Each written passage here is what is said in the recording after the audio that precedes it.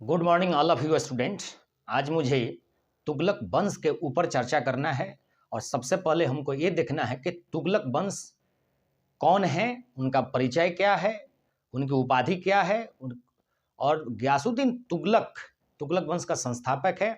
गयासुद्दीन तुगलक को स्पेशल समझने के लिए सबसे पहले उसको कर व्यवस्था को समझना पड़ेगा और निजामुद्दीन औलिया से उसका विवाद समझना पड़ेगा।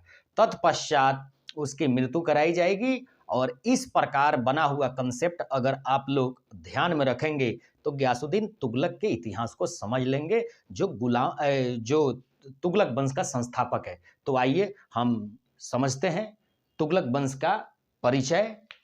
गयासुद्दीन तुगलक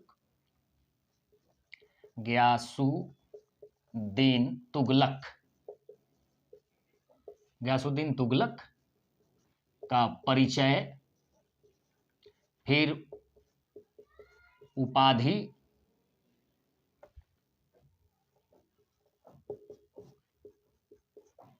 कर व्यवस्था,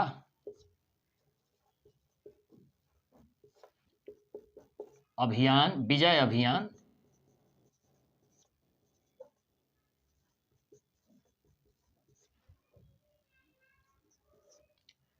और विवाद, तत्पश्चात मृत्यु। यहां समझते हैं, परिचय समझते हैं। तो तुगलक जो है ना, तुगलक गयासुद्दीन तुगलक का स्पेशल नाम जो है वो मलिक गाजी है। क्या नाम है? मलिक गाजी है। गयासुद्दीन तुगलक का जो नाम है, ओरिजिनल नाम, वो मलिक गाजी है या गाजी मलिक, जो भी है, ये मलिक गाजी है। और इसके पूर्वज जो थे वो बलबन के टाइम में आकर भारत में बलबन के टाइम से यहाँ काम करते थे। परंतु इन लोगों की सबसे ज्यादा चरमोत्कर्ष कब होती है? जब खिलजी वंश का एक शासक रहता है कुतुबुद्दीन मुबारक खिलजी। कुतुबुद्दीन मुबारक खिलजी के टाइम में इन लोगों की चरमोत्कर्ष होता है। क्या होता है? कुतुबुद्दीन मुबारक खिलजी खिलजी के टाइम से इसका क्या होता है? चरमोत्कर्ष होता है। कुतुबुद्दीन मुबारक खिलजी गयासुद्दीन तुगलक यानी मलिक गाजी को ये मुल्तान और गंधार का राज्यपाल बनाकर भेज देता है। मुल्तान और गंधार का राज्यपाल बनाकर भेज देता है। और गंधार और मुल्तान की जो राजधानी रहती है उस समय दीपावलपुर रहती है। ये बार बार क्वेश्चन आता है, इसको ध्यान दीजिएगा। ये स्पेशल पीजीटी में क्वेश्चन आता है। ये उत्तर प्रदेश के पीजीटी में बहुत क्वेश्चन आया है दीपावलपुर, तो इसको ध्यान दीजिएगा। तो थोड़ा सा दीपावलपुर को समझने का प्रयास कर देंगे तो मुल्तान में, यानी कि पाकिस्तान के मुल्तान में जाना पड़ेगा। ये मुल्तान की उस समय राजधानी दीपावलपुर ही होती थी। या दूसरी बात, अब मुल्तान के साथ गंधार भी अटैच था, तो दोनों की राजधानी दीपावलपुर ही होगी। और यहाँ का सूबेदार था मलिक गाजी। मलिक गाजी को बुलाकर ये क्या किया? ये अपना क्या बना दिया? अंगरक्षक बना दिया। कौन? कुतुबुद्दीन मुबारक खिलजी, ये अपना अंगरक्षक बनाया था। परंतु किसी विवाद के कारण फिर इसको क्या कर दिया? इसको उत्तर पश्चिमी सीमा प्रांत का क्या बना दिया? उसको राज्यपाल बना दिया। लाया भी, फिर बनाया। पहले भी था, फिर लाया, फिर बनाया। यानी कि इसके काल में मलिक गाजी की चरमोत्कर्ष हुई और उत्तर पश्चिमी सीमा प्रांत का क्या बनाए? ये राज्यपाल बना। अब देखिए, जब खुसरो शाह जब आता है, खिलजी वंश का जो अंतिम शासक है खुसरो शाह जब आता है तो ये हिंदू रहता है, हिंदू मुस्लिम बना रहता है। ये हिंदू पहले रहता है, वो नाई रहता है। ये नाई से क्या बन जाता है? ये बन जाता है, ये सुल्तान बन जाता है, खिलजी का अंतिम शासक बन जाता है। और इसको हराकर ये क्या बन जाता है? मलिक गाजी इसी को हराकर तुगलक वंश का स्थापना करता है। खिलजी वंश का अंतिम शासक है, इसी को हराकर क्या करता है? तुगलक वंश की स्थापना करता है। और तुगलक वंश की स्थापना 5 सितंबर 1320 ईस्वी को करता है दिल्ली में। क्लियर। 5 सितंबर 1320 ईस्वी को करता है दिल्ली में स्थापना। कौन करता है? मलिक गाजी करता है। तो ये तो इसका रहा परिचय। इतना समझ लीजिए कि तुगलक जो था ना, तुगलक किसी रॉयल फैमिली से बिलोंग नहीं करता था, लेकिन इतना जरूर है कि ये तुर्क है। क्या है? तुर्क प्लस मंगोलों का ये मिक्सअप वंशज है ये तुगलक। और तुगलक जो है ना, ये मलिक गाजी जो है ना, ये इसका पर्टिकुलर नाम है, न कि किसी वंशज से बिलोंग करता है। ये तुगलक वंश की अपना एक दिमाग में सूझा हुआ इसका शब्द है, जिसके आधार पर ये दिल्ली सल्तनत में ये शासन करना प्रारंभ करता है इसी नाम से। यानी कि इसका अगर उपाधि देखा जाए तो इसका उपाधि देखा जाए तो मलिक गाजी की है, मलिक गाजी की उपाधि है। दूसरा अल शहीद की उपाधि है, अल शहीद की उपाधि है। तीसरा इसका तुगलक गाजी की भी उपाधि है, तुगलक गाजी की भी उपाधि है। चौथा इसका जिस नाम से एक गद्दी धारण करता है उसका नाम है गयासुद्दीन तुगलक गाजी। गयासुद्दीन तुगलक गाजी, गयासुद्दीन तुगलक गाजी रहता है, इसका नाम रहा। एक तुगलक वंश की स्थापना 5 सितंबर 1320 ईस्वी को कर देता है। अब देखिए ये क्या करता है, ये इस दिन स्थापना कर देता है। और थोड़ा सा हम फिर मुबारक शाह पर चलते हैं। मुबारक शाह जब गद्दी पर बैठा तो ये अलाउद्दीन खिलजी का बेटा था। अलाउद्दीन खिलजी से एक स्टेप आगे बढ़ते हुए ये अपने आप को क्या कहता है, ये अपने आप को खलीफा घोषित कर देता है, खलीफा घोषित कर देते हैं। यानी कि शासन प्रशासन और साथ में धार्मिक व्यवस्था का भी क्या बन जाता है, ये नुमाइंदा बन जाता है। शासन प्रशासन तो चलाता भी है, सुल्तान तो रहता है, या साथ में धर्म का भी ठेकेदार ये बन जाता है। और इस धर्म के ठेकेदार बनने में इसको तुर्कों से यानी धार्मिक लोगों से इसको खतरा रहता है। तो ये क्या करता है कि जितना अलाउद्दीन खिलजी जितना पैसा कमाया था, इस सारे पैसा को समझ तो उड़ा देता है। किसको? और इसी में एक निजामुद्दीन औलिया हैं, निजामुद्दीन औलिया हैं। ग्यासपुर में इनका एक खनका है, दिल्ली में ग्यासपुर ऐसा ही है, ये जगह है, वहीं पे इनका खनका है। और इनके मजार को एमबीटी बनवाया था, एमबीटी के टाइम में ही ये मरे थे, तो इनके मजार को बनाया था। निजामुद्दीन औलिया ये बहुत यानी कि 71 लाख टंका, चांदी का टंका होता था, 71 लाख टंका ये क्या किया था, एक कुतुबुद्दीन मुबारक खिलजी से लिया था, ताकि ये एक्सेप्ट कर ले। ये उस समय का बहुत बड़ा संत है, एक्सेप्ट कर लेगा कि तुम खलीफा हो तो सब लोग मान लेंगे कि तुम खलीफा, मतलब ये अपने आप को एक्सेप्ट कर लेगा कि हमारा खलीफा तुम बनोगे। तो एक काम मतलब कि कुतुबुद्दीन मुबारक खिलजी को लोग जनता मान लेगा कि वो क्या है, वो खलीफा है, क्या चीज का, मुस्लिमों का। तो खलीफा एक फर्स्ट एंड लास्ट यही खलीफा घोषित हुआ था, कुतुबुद्दीन मुबारक खिलजी अपने आप को घोषित किया था। ये बहुत बार क्वेश्चन आता है, करोड़ों बार क्वेश्चन आया, इसको ध्यान में रखिए और आप लोग इसको कंप्लीट कीजिए। तो एक क्या होता है कि निजामुद्दीन औलिया 71 लाख टंका लेता है, और इसी टंका के लिए 71 लाख टंके के लिए ये गयासुद्दीन तुगलक जब राजा बनता है 1320 ईस्वी में, तो ये क्या कहता है कि जो पहले वाले शासक थे उनका जमाना गया, अब मेरा जमाना है। अब ये जो दिल्ली प्रशासन का जो पैसा है आप भाई दे दो, नहीं तो दिल्ली छोड़ दो, ये कहानी कहता है। और ये विवाद कब होता है, ये विवाद होता है लगभग 1325 ईस्वी में विवाद होता है, समझ लीजिए। अभी छोड़िए, ये विवाद तो समझ में आ गया किस कारण विवाद था, तो अभी यहाँ पे रहने दीजिए। तो इसका क्या है, उपाधि कितना हुआ, ये मलिक गाजी, अल शहीद, तुगलक गाजी, गयासुद्दीन तुगलक गाजी। दूसरी बात है, गाजी जैसा शब्द को धारण करने वाला, उपाधि धारण करने वाला कौन होता है, गयासुद्दीन तुगलक ही प्रथम होता है। और ये होता है काफिरों का वध करने वाला, काफिरों का वध करने वाला ऐसे उपाधि होता है। और ये हिंदू को वध करने वाला नहीं, बल्कि ये बात आप समझ लीजिए, ये मंगोलों को 29 लड़ाई में हराया था। मंगोलों को 29 लड़ाई में हराया था, इसलिए मंगोल को भी तो काफिर कहा जाएगा। जैसे हिंदू को काफिर कहा जाता, मंगोल को भी कहा जाएगा।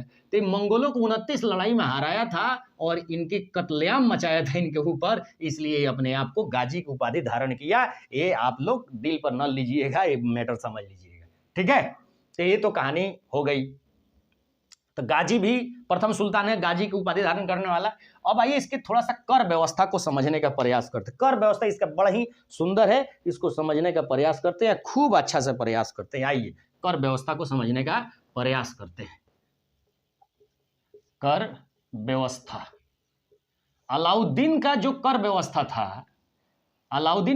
व्यवस्था था, वो खालसा पे आधारित कर व्यवस्था था।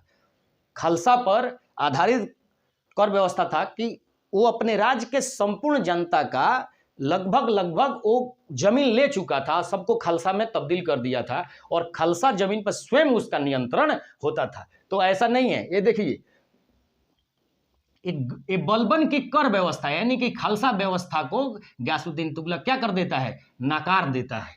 क्या कर देता है, नकार देता है और अपना एक व्यवस्था ले आता है जिसका नाम है अनुमान पर आधारित कर प्रणाली। क्या नाम है, क्या लेकर आता है, अनुमान पर आधारित कर प्रणाली। देखिए कर प्रणाली क्या है, अनुमान पर आधारित कर प्रणाली का मतलब समझते हैं। ये आज भी गांव में चलता है, अनुमान पर आधारित कर प्रणाली आज भी गांव में चलता है, ये हम बताएंगे। पहले यहां देखिए, इस कर प्रणाली के अंतर्गत देखिए क्या होता है। 2 प्रकार की जमीन होती है, यहां पे जमीन लिख दीजिए, जमीन लिख दीजिए। 2 प्रकार की जमीन होती थी। एक जमीन, यहां देखिए, एक किस्मत एक खोती कहा जाता था। एक जमीन को किस्मत एक खोती कहा जाता था, खोती। और दूसरे को हकूक एक खोती कहा जाता था, हकूक एक खोती कहा जाता था। ये समझ लीजिए, हकूक एक खोती, किस्मत एक खोती। यहां देखिए, अलाउद्दीन खिलजी किस्मत एक खोती को समाप्त कर दिया था, तो इसने किस्मत एक खोती को समाप्त किए रखा। हकूक एक खोती को इसने चालू कर दिया। हकूक एक खोती के अंतर्गत यहां देखिए क्या होता था, हकूक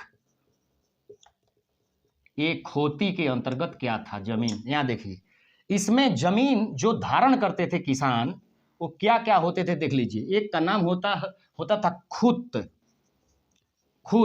दूसरा होता था और दूसरा का नाम है मुकदम, और तीसरा होता था चौधरी।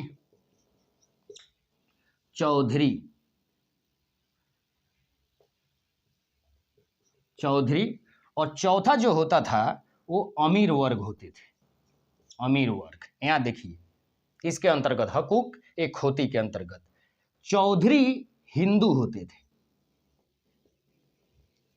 थे, खूत, मुकदम और अमीर ये सब मुस्लिम हुआ करते थे। यानी कि मुस्लिम का मतलब है तुर्क हुआ करते थे, ये भी तुर्क हुआ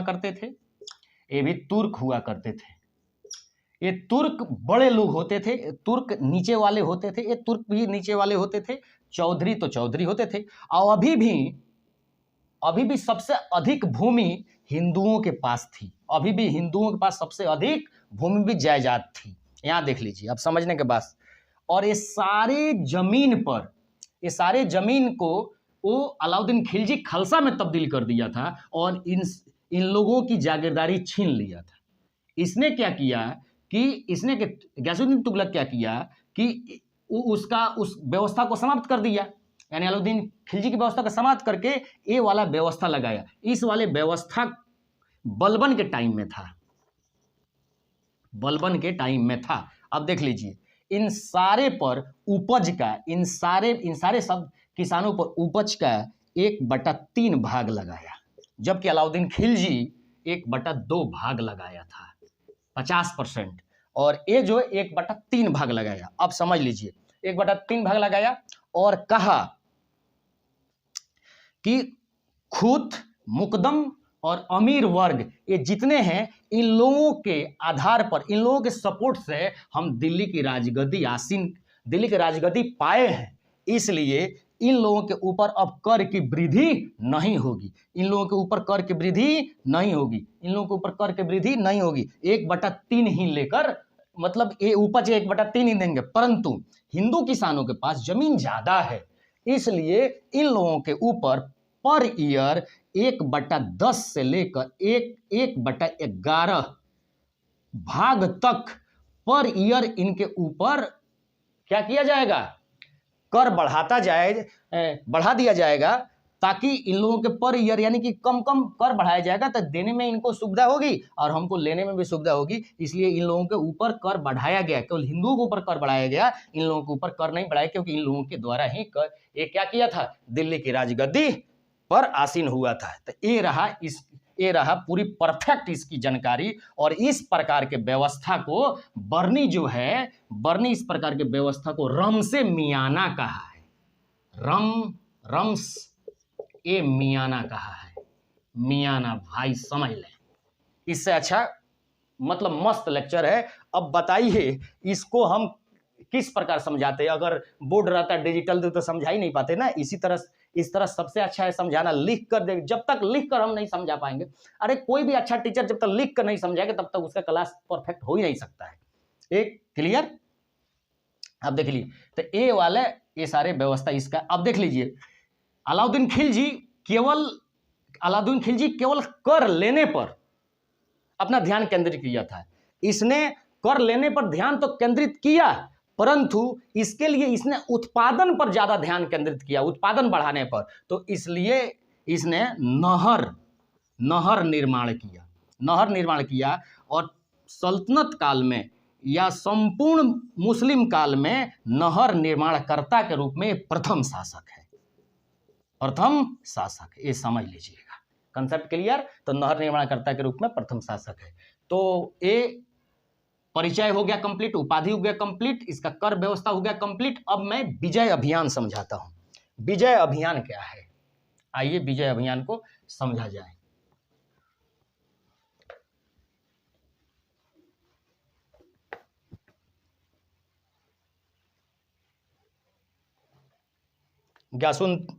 गयासुद्दीन तुगलक का विजय अभियान यहां समझ लेते हैं। गयासुद्दीन तुगलक का विजय अभियान समझने का प्रयास करते हैं। तो सर्वप्रथम गयासुद्दीन तुगलक ने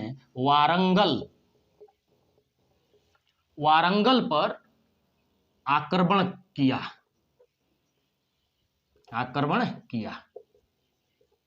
अलाउद्दीन खिलजी के काल में महाराष्ट्र को दिल्ली सल्तनत में मिला लिया गया था और महाराष्ट्र को उसमें देवगिरी कहा जाता था। और मिलाने में सबसे ज्यादा सहायता मलिक काफूर किया था अलाउद्दीन खिलजी को देवगिरी को क्या करने में, हड़पने में। और उसी समय से देवगिरी इसके पास था। किसके पास था, दिल्ली सल्तनत में। अब क्या हुआ, लेकिन वारंगल नहीं था दिल्ली सल्तनत में। और वारंगल तेलंगाना को कहा जाता है, जो मैं पिछले क्लास में बहुत ही अच्छा पढ़ाया हूं भैया, उसको देख लीजिएगा। अलाउद्दीन खिलजी का दक्षिण अभियान, उसको कंसेप्ट क्लियर कर लीजिएगा। तो देख लीजिए, वारंगल का राजा का नाम रुद्र प्रताप था। और जैसे ही अलाउद्दीन खिलजी मरता है और ये क्या कर लेता है, वारंगल को स्वतंत्र घोषित कर देता है और कर भेजाना मना कर देता है, मतलब नहीं भेजता है, बंद कर देता है। अब देख लीजिए, देवगिरी में जैसे गयासुद्दीन तुगलक राजा बनता है दिल्ली का, तो देवगिरी यानी महाराष्ट्र में, देवगिरी में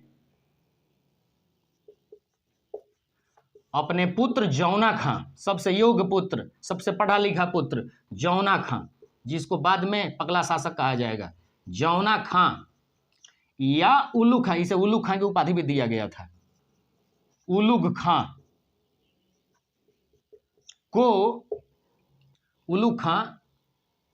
को देवगिरी का राज्यपाल बनाकर भेजा गया था।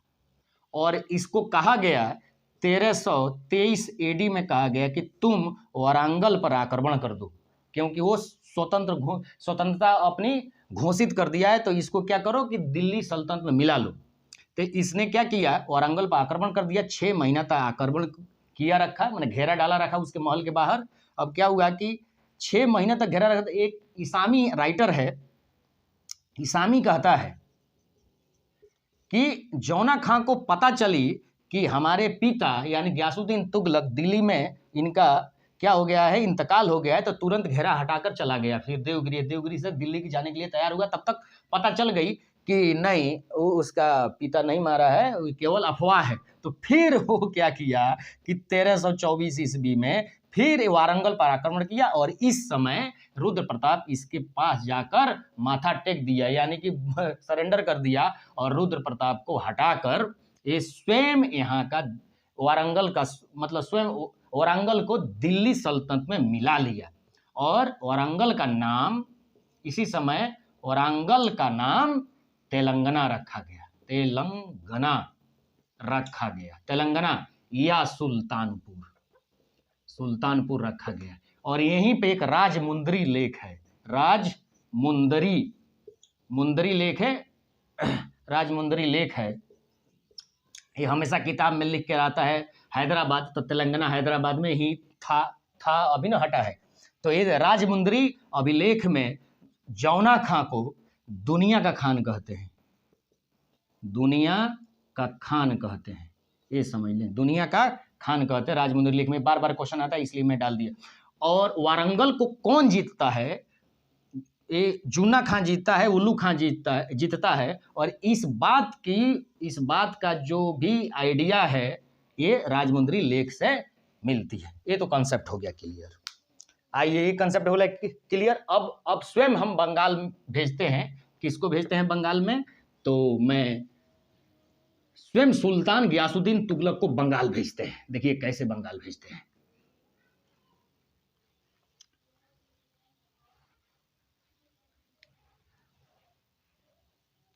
यहाँ देखिए, बंगाल समझने का पहले, बंगाल के इतिहास को समझने का पहले प्रयास कीजिए फिगर के अकॉर्डिंग।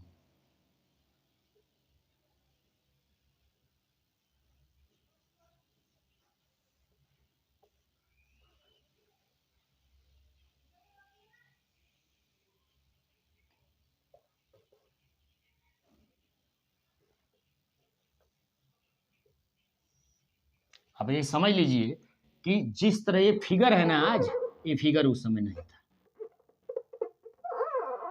ये फिगर उस समय नहीं था। तो यहां देख लीजिए, ये दिल्ली है, ये इलाहाबाद है या प्रयाग, ये तिरहुत है, ये तिरहुत है, ये लखनौती है, ये सोनार गांव है। ये दिल्ली में लिख देता हूं, ये तिरहुत लिख देता हूं, नहीं तिरहुत नहीं है, ये आपका हो गया प्रयागराज, प्रयागराज, ये हो गया आपका तिरहुत, बिहार को कहा जाता है। और ये हो गया लखनौती, बंगाल की राजधानी, ये हो गया सोनार गांव। यहां देखिए, बलबन का एक पुत्र था, बलबन का एक पुत्र था जिसका नाम था बुगरा खां, बुगरा खां। और इसका पुत्र बुगरा खां, बलबन जब मरा था तो ये बंगाल को स्वतंत्र कर दिया था। क्या कर दिया था? बंगाल को स्वतंत्र। बंगाल में स्वयं सुल्तान बनकर ये बंगाल को स्वतंत्र करके बंगाल में सुल्तान का काम करने लगा था, यानी कि ये अपना राजपाट यहाँ चलाने लगा, किसी के अधीन में नहीं था। बुगरा खां के एक पुत्र था शिहाबुद्दीन फिरोज खां, शमसुद्दीन फिरोज खां, शमसुद्दीन फिरोज खां, फिरोज खां। शमसुद्दीन फिरोज खां के 4 पुत्र थे, और 4 पुत्रों, और शमसुद्दीन फिरोज खां जब मरा तो इसके 4 पुत्रों में लखनौती पर सुल्तान बनने के लिए झगड़ा होने लगा। एक चीज आप समझ लीजिए, तुर्कों में योग्यता के बल पे राज करने की पद्धति थी। ये पहले से निर्धारित नहीं होता था कि कौन सा पुत्र युवराज बनेगा, ऐसा नहीं था। इसलिए हमेशा ये झगड़ा झुगड़ी होता रहा है ये सुल्तान बनने के लिए, भी समझ लीजिएगा। तो इसके 4 पुत्र थे। एक का नाम था नासुरुद्दीन,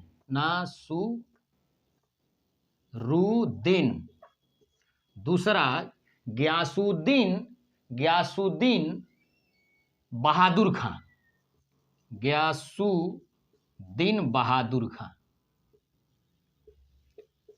तीसरा कुतलुग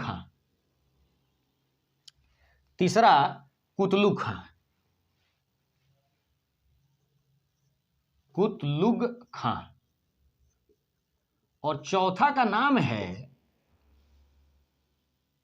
सिहाबुद्दीन फिरोज खां।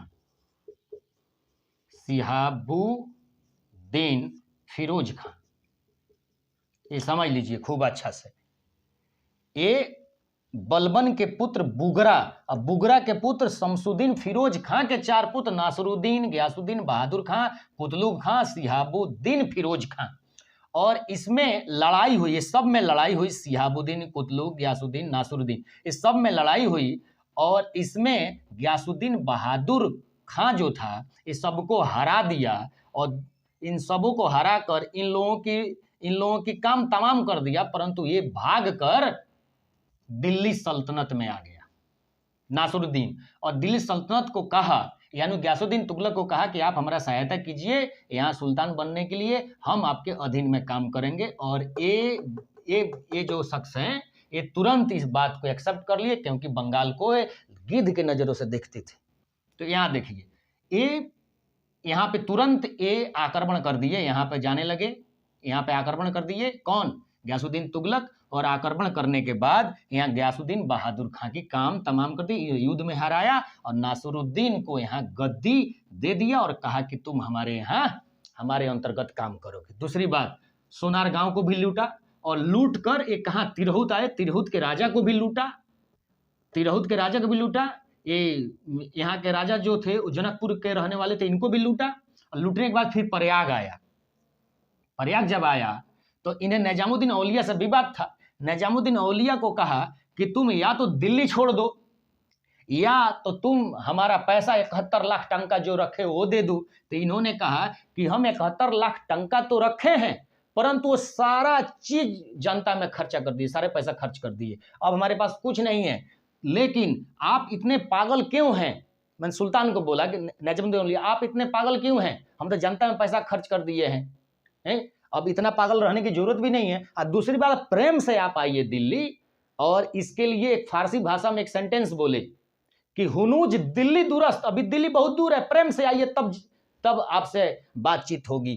तो ये हुनूज दिल्ली दूरस्त को ये यहाँ पे फिर ये आने लगे। और यहाँ पे अफगानपुर एक जगह है, अफगानपुर, दिल्ली से 8 किलोमीटर दूर है अफगानपुर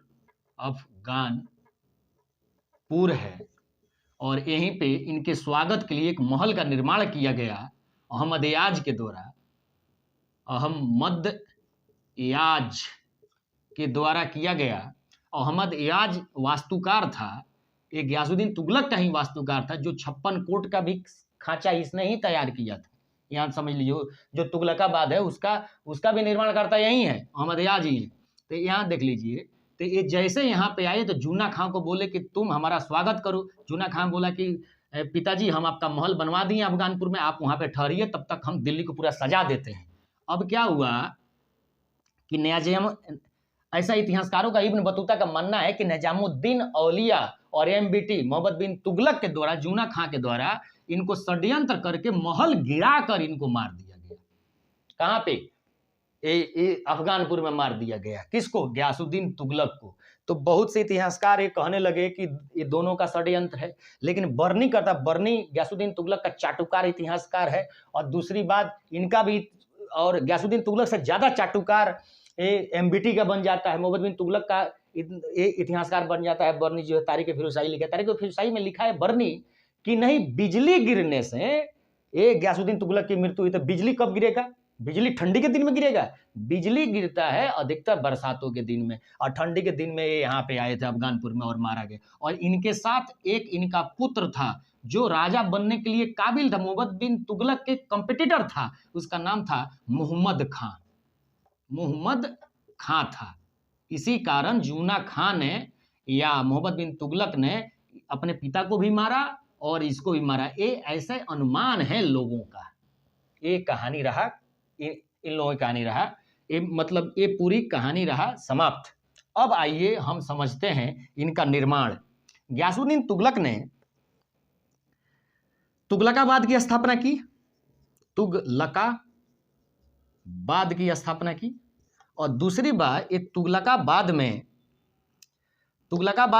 एक तुगलकाबाद किला बनवाया गया और इस किला को रोमन शैली में बनवाया गया। रोमन शैली में इसलिए इस दुर्ग को 56 कोट भी कहते हैं। रोमन दुर्ग 56 कोट कहते हैं। रोमन दुर्ग 56 कोट कहते हैं। 56 कोट कहते हैं। ये इसके निर्माण कार्य है और ये पूरी तरह से ये केवल एक ही निर्माण काम किए हैं और ये पूरी तरह से इनका गयासुद्दीन तुगलक का पूरी तरह से इतिहास कंप्लीट हुआ। कृपया इसको देखिए और इतना समझ लीजिए, किसी भी एग्जाम में इससे अधिक क्वेश्चन आता ही नहीं है और मैं पूरा डीपेस्ट क्लास कर दिया। अब इससे ज़्यादा कुछ है ही नहीं, किताब में भी नहीं है। आप आराम से आप लोग इसको नोट्स बनाइए, तैयारी कीजिए, दबा के एग्जाम निकालिए। Thank you.